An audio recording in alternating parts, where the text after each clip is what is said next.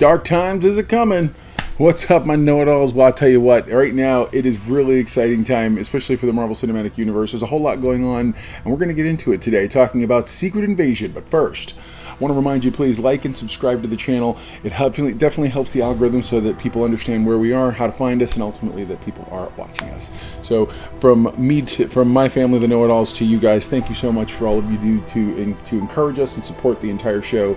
We're very much closing in on a place, and eventually we'll be moving into it where I'll have the set up, and whether it's green screen or a full-on set, we're going to go ahead and get into a place hopefully we can get back on track the way we used to be. So let's get into it. From now, we're talking about Secret Invasion, the very first episode of this brand new espionage series.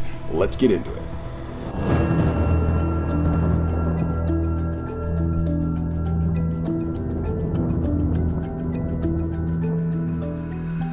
In Marvel Studios' new series, Secret Invasion, it's set in the present-day MCU. Nick Fury learns of a clandestine invasion of Earth by a faction of shape-shifting Skrulls. Fury joins his allies, including Everett Ross, Maria Hill, and the Skrull Talos, who has made a life for himself on Earth. Together they race against time to thwart an imminent Skrull invasion and hopefully save humanity. Right? Dude, that sounds like amazing. It sounds fun, right? It's old school espionage. I myself have been a fan of a lot of the things the MCU's been doing. Some people are like, maybe this or that or the other, and it's one where some of the series have been hit or miss for some people. I myself have been a big fan of most of everything they've been doing. I know for a fact that Moon Knight, for instance, was one that I loved a lot, though a lot of other people maybe didn't necessarily love all the parts of it, and that's all the same. So, hopefully, if you enjoy spy thrillers, spy things and whatnot, you're going to enjoy this review. So, again, I'm going to pre-warn everyone the spoiler review because that's what I do, and if you haven't seen it, go watch the show. It's on Disney Plus right now. You'll love it. First episode has dropped, and I tell you what, I enjoyed it. It wasn't an amazing blow your socks off type opening, but at the same time, I don't think the series is supposed to be. So anybody who knows anything about what Marvel's been trying to do, at least since they've slowed down a little bit and tried to kind of start picking up a little more on their quality, I really feel like they revisited the show, and I really feel like they've been doing their best to try to kind of move in a better direction, especially with some of the shakeups that have happened over there at Disney. So I think this show is definitely one that has benefited from that hand. So let's go ahead and get into it. So the series starts with a really interesting view. We get Everett Ross, who's walking, and apparently he's in Russia. And while he's in Russia, he is heading toward someone's place, and he goes to this gentleman's safe house, and this guy is one of those really crazy, almost like he's got this really It's Always Sunny in Philadelphia type board going on with the pictures and everything, and I think it's one of those. It's very reminiscent. It feels very familiar spy fare. Nothing about this series thus far that I've seen looks like it's trying tremendously to go over the top. So, for instance, when I watched the Falcon and the Winter Soldier series, for me, Falcon and the Winter Soldier very much felt like it lived in the same universe as Captain America and the Winter Soldier, which was up to that point the espionage / Manchurian Candidate style movie that Marvel hadn't done. It felt like a different genre. So this does not, however, fit into that same space. I feel like they are still trying to maintain their Marvel-isms, while at the same time trying to also dip their foot into a different genre, which is more of this espionage thriller. Espionage thrillers are not exactly the same thing as the Winter Soldier-esque type thing, but it still should feel in that realm. This felt very much to me like the first Mission Impossible movie, which is to say, kind of a mid-90s action adventure type setting.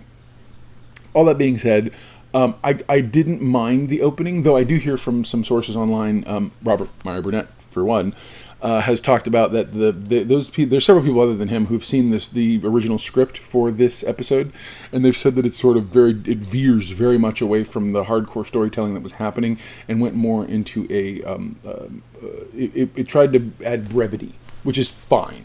As far as I'm concerned, if you can tell a story with less words, rock on, man. I don't mind what they've done.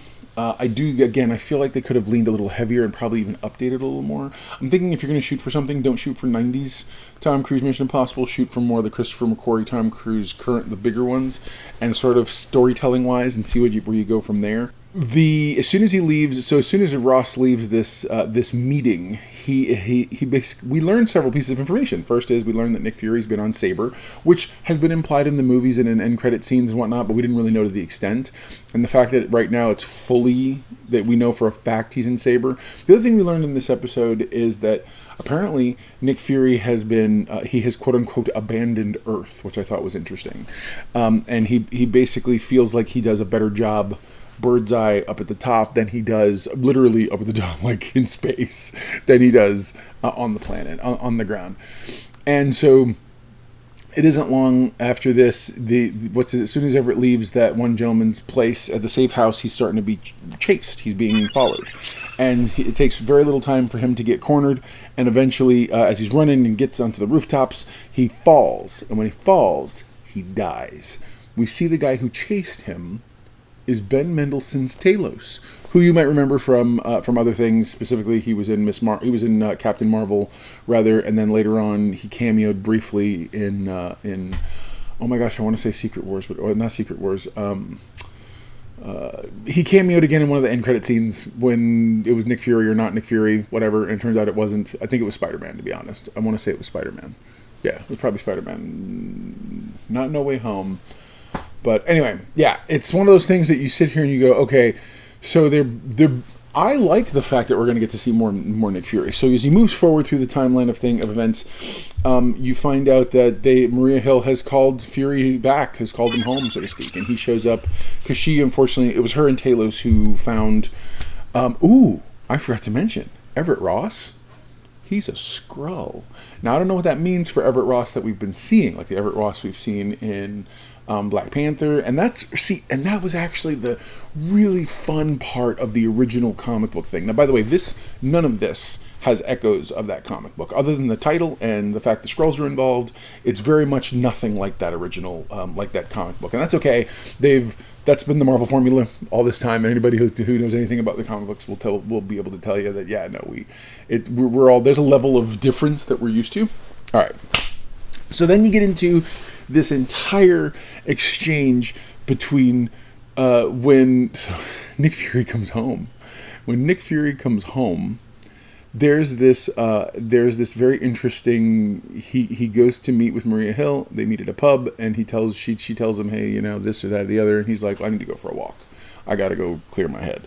And as he's going for a walk, he gets stopped by Olivia Colman's head of MI6. Oh yeah, no, she's great. She's great. Nothing like we're bringing somebody with major gravitas, like some serious chops, to come in and really give the thing. And don't get me wrong, I love Samuel L. Jackson, and seeing him as Nick Fury is amazing. And he's the whole beard, scraggy looking version right now. But when you introduce this whole new seeing Olivia Colman, Oscar award-winning Olivia Colman, come in and play in the Marvel Cinematic Universe, it definitely sits here and you're like, oh, it hit me like when I saw Robert Redford in the Winter Soldier, that Captain America. That's one of those things that not Winter Soldier that's right, Captain America Winter Soldier. And so it's one of those things that it hit me so clearly that this was a higher level of acting, and she does. She acts the pants off of that scene, and it's because it's very subtle. She's also, she's wonderfully British, and of course she's playing MI6, essentially it's a very cool role. And she begins to judge him, and she's like, clearly, since you didn't see my people, this and that, you're not ready for what's coming.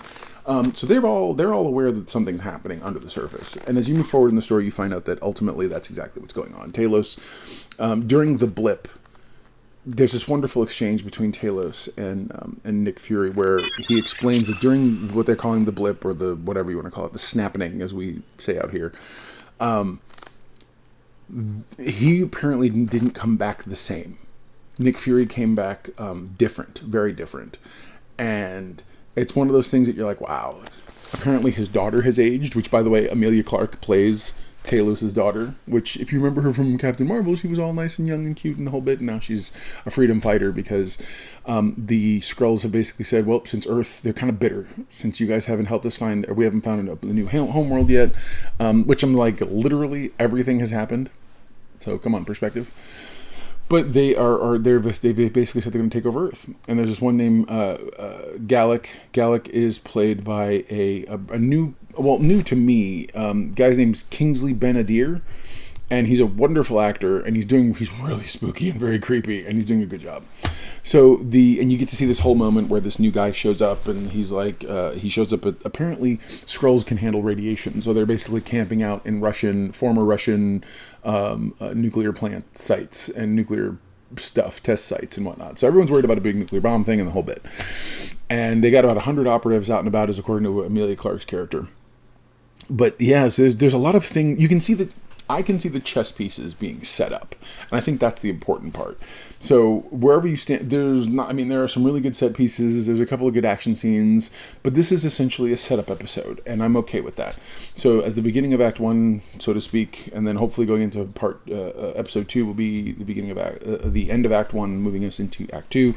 I think that there are some interesting story beats. Emilia Clarke, come to find out that she has not turned on her father. There's an encounter, and ultimately she gives him some information. Clearly, G'iah knows she's playing dirty, and so he sets them up. And so they're in this really interesting. They're running around trying to chase this. She's supposed to have marked these book bags, and come to find out the book bags are empty. And so eventually, G'iah faces them. This is when we get Kobe Smulders dies. Yeah, man, she gets shot. And I'm like, bro. And she's shot by G'iah in wearing Nick Fury's face. So that's kind of really crappy. But at the end of the day, I'm like, dude, really? She goes out like this? I don't know, man. I felt like Maria Hill's character should have been destined for better things. And so it's whatever. And of course, as we all know in Marvel movies, no one ever stays dead for long, especially not when you're dealing with Skrulls. But we don't know that she was a Skrull, and because she didn't revert back, so I'm pretty sure it was her, which is just sad. But either way, so the episode ends on a downer note that says they have to figure out what's going on, and it's going to get bad. And you really don't know who's who at this point. So there you go. Now you know. And if knowing is half the battle, you're halfway to being a know-it-all yourself. So what is that? What is the know-it-all index for this episode? I'm going to give it a solid 7. I think this is a good start. It's not going to knock your socks off. But if you're into this kind of espionage stuff, it's good, but it feels pedestrian. I'm hoping Marvel needs to start having more faith in their audiences, and just let us follow the stories along and tell your really good stories. Don't dumb it down. I don't need you to dumb things down for me. So let me know what you thought in the comment section below. I'd love to find out more, and we'll talk again. And don't forget, tomorrow, Star Trek Strange New Worlds, 2nd episode. Don't miss it. I'm going to be here. I'll talk to you guys more soon about it. All right, guys. Never forget, everyone loves a know-it-all.